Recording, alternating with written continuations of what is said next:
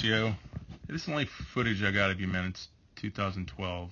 I got this when I was with the Rays. So if you have anything better, like I said, send me what you got with Chelps. I can ultimately biomechanically do this, where we can actually measure. I can put a marker on your hip, and I can track that through the whole delivery and get speeds on it and everything.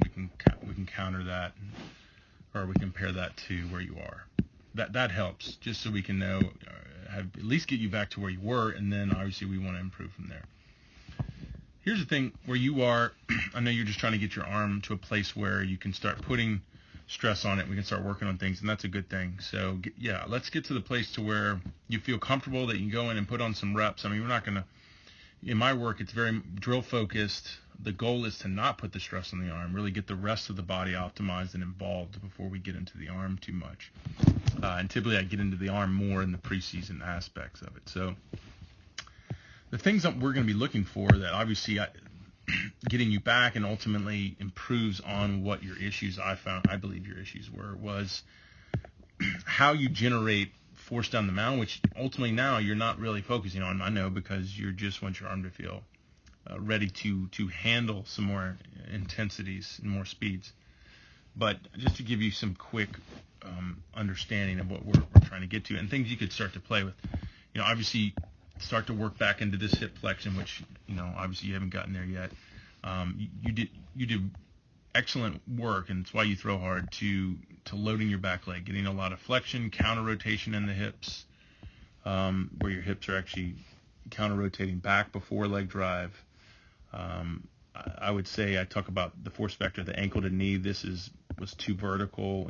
Ultimately, let's can hold that load longer, get this thing a little bit more linear. That allows us to get more drive out of it as opposed to just rotation.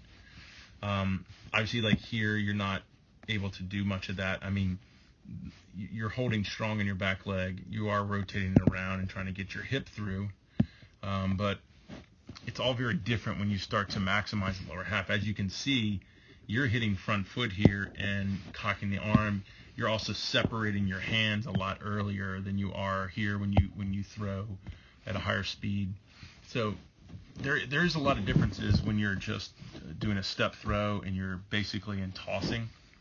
But as this picks up for you and you can start to put a little bit more on it, let's start working into the hip flexion. Let's start loading that leg, and let's start counter rotating. Look at your trunk, how much that is also counter rotating. You're not seeing that as much here. There's a little bit of it. And I think the goal for you is really optimizing hip to shoulder separation. So if you can start to feel more of your hip pushing ahead of this back shoulder and separating the distance between these two into front foot strike, I think that's progress you need to make right now. Because here's the issues with what you were doing in your career is when you would get to this point, I need this hip to drive through pretty aggressively. Using the front side to do that doesn't work as well. It typically causes everything to want to go with it. So what you would do is you would swing your front leg open pretty aggressively right here. That's a pretty aggressive swing and reach on your front leg. And your back knee would start to go down, which is what's going to happen. And then you would just slam that knee down to get a little more force out of it. Into front foot right here. Just before front foot, you can see that there's really no lower leg engagement. You're just slamming the knee down as you aggressively flew this open. That's going to throw the front side open and make it hard for you to really separate, because what separation is, and what, it's like the X factor they call in golf, in hitting a golf ball, or even in hitting a baseball, is the more we can separate this, not only does that multiply more forces in your trunk, but it also, now this hip here is guiding and triggering and driving that back shoulder. And if you don't have this back hip driving this back shoulder, then you wind up using your oblique, you wind up using your lat and forcing your arm through an internal rotation. And that's usually when TJ pops up, or we start to have arm problems. So you're hitting front foot, and you have a little hip rotation, but not a lot. As you can see, you're on the side of your foot here. We would want to be on the toe of our foot, knee straight down, hip rotated about round to this point right here. So what we have to have happen is when you get into this position, you have to engage that ankle. I want to see that ankle kick and extend right now before you land, because this pushing through is going to drive that around and then give you more separation as you cock your arm, because you time your arm well. You cock your arm right when you land.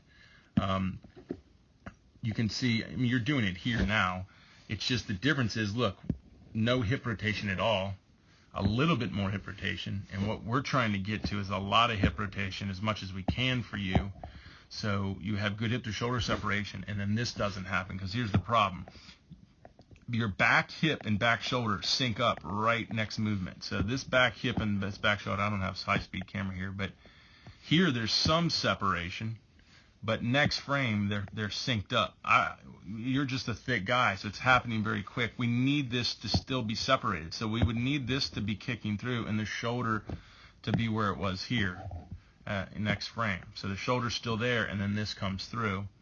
Because if you don't do that and these sync up, well, you're trying to delay and transfer late energy, because that energy is still coming up the chain. So what you do is you start dragging your arm back. So your arm, even though this is ghosting, your arm is somewhere right here. That's your elbow. And we call it hyperangulation or arm drag. It's behind the scapular plane. So those are your scaps. It's a pretty good distance behind your scaps, and that's what puts too much stress in the front of your shoulder and delays pronation on your elbow, which extremely increases the torques on your elbow, because then you create this high amount of horizontal abduction to adduction range of motion, where you go from all the way back here to all the way, all even up here to pitch release, or actually pitch release below there, so probably right here. And all that loading in that amount of time, that short amount of time, is what puts all that stress. So the key is if you hit front foot and you had more separation, so this hip was here and this shoulder's all the way back here, the arm wouldn't have to drag, because you would pick up more speeds in your trunk rotating due to the separation, and then your elbow would stay more engaged, and then you would try to go back more in external rotation here. That's probably why you're not getting a lot of external rotation even when you throw nice and easy, because you really don't implement a lot of external rotation, or you haven't implemented a lot of external rotation through your career. So you're really not molded in that movement.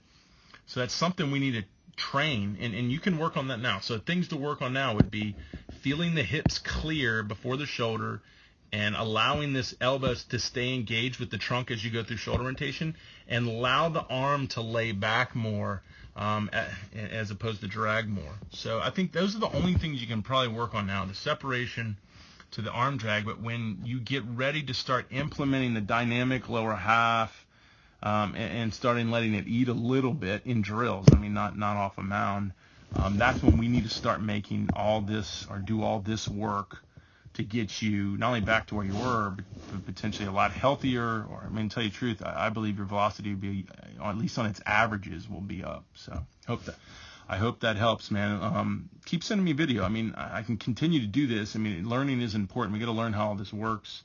And if you have any comments, I know this is a lot of jargon and terminology in here. If you have any comments or any of that, man, just send it to me. I can talk it out with you.